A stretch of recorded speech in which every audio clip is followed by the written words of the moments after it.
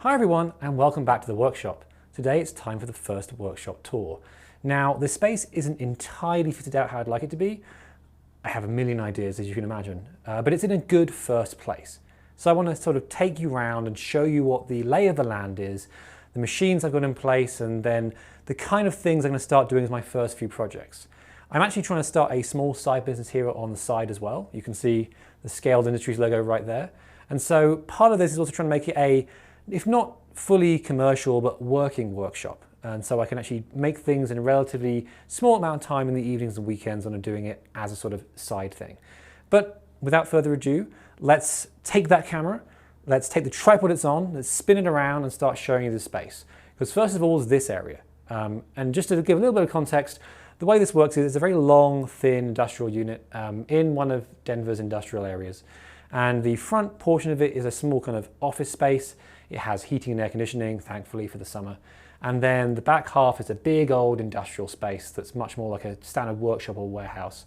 That just has heating, which is fortunate. Today, as I record this, it is something like minus 17 degrees Celsius outside, so I'm very glad for that, as is the laser cutter and all its water.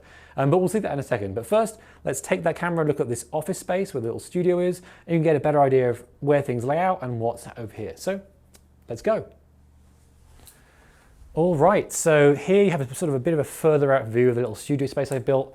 Studio spaces are kind of a weird thing in a way. You've got to make sure you have good acoustic dampening when things like the air conditioning or heating come on, and good lighting. So you can see here there's a couple of sort of cheap studio lights here. They're just LED. A couple of backlights to give a kind of a nice effect. Unfortunately, there's acoustic tiles in the office ceiling here, so it helps a little bit of the dampening. But as you can hear, it's not perfect. I need to add a little bit of muffling. As we go into the workshop area next door, you'll hear it's much more echoey and reverby in there. But as we sort of come from here and look around, you can see the office area here extends a bit further out. So there's a couple of things like a camera rig and a TV there aren't yet done. And you've got the desk over here as well with a computer and stuff on it. And if I pan a little bit further, you can see here, big old 3D printer, my favorite friend, the Raise 3D Pro 2, and then some printers and stuff around there. And of course, what is very important is a teapot and kettle to make tea. I may be in America, but I can't get over to the British part, and I've been drinking a lot of tea, which is a really nice thing to have on a cold day like this. So that's kind of this sort of small space. It's not super big, as you can see. It serves its purpose well, though. There's a small toilet behind the camera here, which obviously I'm not going to show you. And then if we come around here, you actually see the door beckons out into the full workshop space. So what I'm going to do is I'm going to bring the camera out through here, and we're going to start seeing what this looks like. And as you can see, there's a car. I'll explain about that in a second. So we're here in the actual workshop space, and as you can see, it's a bit more drab in here, and as you can hear, it's a bit more echoey and reverby in here. It's all just concrete and metal. It's going to happen. Not really sure I can fit this one out for good audio. That's fine. As I said, it's still kind of being built out here. You can see there is some storage. There's a sort of workstation thing here. I've got the requisite audio and phone stuff. These custom built shelves, my Stanley saucers, which I will be building more of in an upcoming video, hopefully. And over here we have the requisite Harbor Freight item, which is the Harbor Freight bin rack for small parts. This actually really nice and not bad considering, just takes a very, very long time to build it. Trust me, if I did a build video, that'd be like 2 hours long. There's so many bits in it. As we go around here, you can see that's the way through to the office. A couple of tool chests here just to store stuff. This is the general one, has all the sort of screwdrivers and stuff like that. That one has got sort of other things. There's a shelf of PPE just over here as well. And as you can see, very important to have obvious first aid, and because I use a lot of resin and other things, I've got some eye wash extra here, just because safety is always important. That's kind of, you know, what I like to do in the shop. As we pan further over here, you can see there's a small metal pegboard with some tools in it, and then the start of loads of shelving. Shelving is, of course, incredibly important. You should not underestimate the number of times I went to Home Depot to try and find matching sets of shelving. This, I think, pretty decent, all things considered. We come further around here, and then we start on the 3D printing section, or rather the resin 3D printing section. So you can see here, there's a rather large number of resin printers these days. I have my original Elegoo Mars here, a nice Mars 2 Pro. This is actually not a 3D printer, it's a washing and curing station. So alcohol thing spins around and UV lights, And then the two new members of the family, the two Anycubic Photon Mono X's. They are lovely 3D printers, and crucially, they print nice big areas. And so those are what I'm going to be using to start making my sort of bigger city tiles. If you've seen some of my previous videos, like the printing cities stuff, you know I used to print city tiles on an FDM 3D printer. That's one that like literally lays down hot plastic. It's pretty good. The accuracy and stuff is not quite there.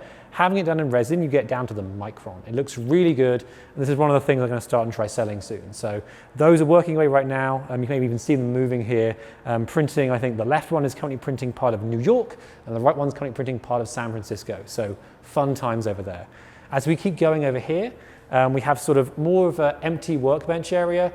We have a Chrome box right there for requisite workshop use. And it has just a touch screen and a dust-proof keyboard, because as we come over here further, you'll start to see the source of all the dust. We have the miter saw and the sander dusty in themselves, but over here we have the big one. We have the Shapeoko XXL. I'm actually going to bring the camera further over so we can see that, so let's cut and do that quickly. So here we have the Shapeoko XXL. It is a really lovely CNC routing machine. And honestly, it kind of approaches being a bit of a mill as well. The accuracy on this is good to at least 0.1 millimeters, and honestly, I've seen it go better than that. So you can see here, I've been doing some test cuts out of HDPE plastic, just trying to get my eye in on that stuff. Another test piece here out of some plywood. I'm just trying to get the idea of, doing the tool pathing and the practice for that. I'll come back and do some videos on this at some future point. It's a really good piece of kit, and going to be one of the things I start doing some more like artwork and stuff out of. And also what I'll be using to make more shelves for my Stanley sorters, because I am lazy and don't like cutting wood by hand. So that's kind of the thing that goes on there. Some random tables back here and bits of cardboard and pallets. Pallet wood is very cheap, but I find it's kind of useful to have. And then as I pan over here, you will see the very large body of my car.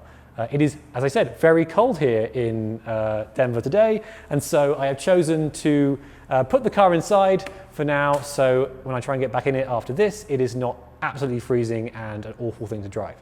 Over here, you can see there's kind of a flat wood storage area. I need to build this stuff out so it's a better storage solution. It's not great laying against the wall like this, so you'll standard kind of flat sheet stuff coming there once I get around to building it. And then finally, as we look over here, back round to sort of the beginning area, you've got more storage and back to the Stanley sorters. So it's not a huge space. It's very decent. It's way bigger than my old basement or the garage, which is incredible. And it's really nice. And crucially, it is conditioned. And if I bring the camera over here, you will see why. So the last item we need to talk about is this, the laser cutter. Now, the laser cutter is a great machine. I've done some few videos on it before, doing like cutting out city tiles and the Breath of the Wild map and stuff like that. And it is a bit picky. Of all the machines in the shop, like the Shapeoko, that's fine, gonna be freezing. The miter saw obviously as well, like maybe the batteries aren't super happy in them. But this has lots of coolant in it. This down here, as you can see, this big white box here, that's the coolant pump and chiller. Now in the summer, you wanna make sure it's cool so the laser doesn't overheat. That's fine. This big white box is a pretty good refrigerant. It does that. It keeps it down to about 15 degrees Celsius. In the winter, you really don't want to let this freeze. If the water in this freezes, it will expand as it turns into ice and it will break open the laser tube and you're going to have a bad day. So honestly, one of the main nice things about having a space like this where I can keep the thermostat, at about like 10 degrees Celsius, 50 Fahrenheit, about there, is that this never actually freezes, even on incredibly cold days like today. Back at home, my garage is currently below freezing. So if this was in the garage at home, I'd have to literally have a pair of electric heaters pointed at it to keep it warm. So much better here with the big old gas heater on the roof. That makes things a lot better and a lot more sustainable. So that's the main area of the space. I'm going to spin it round one more time here so you get a good idea of what it looks like from the far side. As you can see, it's a decent depth and size, and in the middle here there are some pretty nice sets of tables. I got some adjustable height workbenches here. They're kind of a decent height now, but they get up to about this high if you want them to. The one you saw in the studio is one of these two. And this is just for doing sort of basic work on and stuff like that. I feel like you can never have too much table area in a workshop. You always want more. I kind of have made an eclectic mix here of like actual workbenches, some cheap IKEA tables, those 3D printers sitting on. Over here, where you've got the miter saw and the sander, those are just like the portable folding tables. They're not amazing, that's why they've not got a lot of load on them, honestly. And so, like, you know, as I build out, I think getting some more actual workbenches is super important, just to have that sort of like ability to hold a lot of load, some more pegboard to hold tools, that kind of thing. I'm a big fan of the principle of first order retrievability, which is that like you know where everything is, you can just get it rather than digging through drawers. Obviously, like the shelving here is kind of like that. You can see behind me like this middle shelf here, for example, that's all 3D printing stuff, and like all the filaments grouped together, all the resins on the top shelf, that kind of thing. But in general, it's, you know, it's a work in progress. In terms of what I'm going to do here next, the first thing, as you've seen, those 3D printers are churning away, making the first sets of resin tiles. Actually, if I bring the camera closer here, let's pop this over here. There we go. So you can see down here, these are actually some of the test prints for those city tiles. And so the Mars Pro 2 can do one about this big, which is 7.5 by 15 centimeters. Not too bad, honestly. Whereas the old Mars could just about eke out one of these, which is a 7.5 by 7.5 or 3 inches by 3 inches piece. And then the size that's going to come out of the big ones, if I move these pieces away here, you can see here, this is a 15 by 15 or 6 by 6 inch piece. Now this is actually made of 4 tiles, though as you can see, I've done a pretty good job of hiding the seams. But the printers right now can make these in one fell swoop. So you can get a single piece like this, which makes it much easier to assemble. And then finally here you can see I had a go at doing some molding and casting of that. And it turns out things that level of detail are very, very hard to mold and cast because, as you can imagine, they have lots of detail and you get a lot of bubbles in them, and the bubbles, it's not a good time. You get like really weird artifacts in your casting. So that's the shop tour. Not a super long video, but hopefully you got a good idea of what's going on here. Some 3D printing and stuff like that is the next job, and then I think some woodworking to get some new shelves and generally do a few projects to build out the shop itself. Some more shelving. I want a nice tool holder over there to hold all the 3D printer tools above them rather than just sitting on the surface there, that kind of thing. But until then, hopefully you enjoyed the shop tour. Any questions or ideas you want to drop, please leave them in the comments. Otherwise, I will see you all next time.